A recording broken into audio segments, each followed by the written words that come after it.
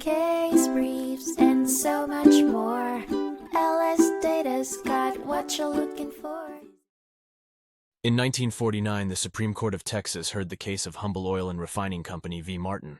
The case centered around the responsibility of filling station operators to take reasonable care in preventing cars left on their premises from rolling away and potentially causing harm, regardless of the customer's instructions.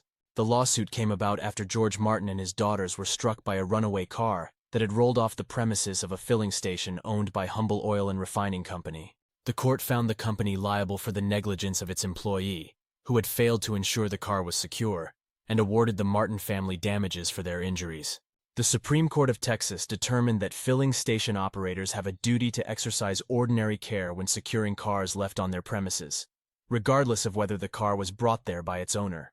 It was held that both Humble Oil and Refining Company and Mrs. Love, the car owner, were jointly and severally liable for the damages. The Court of Civil Appeals affirmed the judgment. The court ruled that Humble could recover against Mrs. Love, via contribution, for any sums paid to the plaintiffs.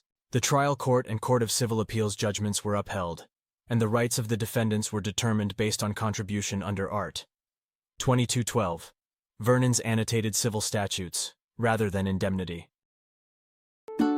Case briefs, and so much more. LSData's got what you're looking for. Visit lsd.law, elevate your mind. Leave the stress of class.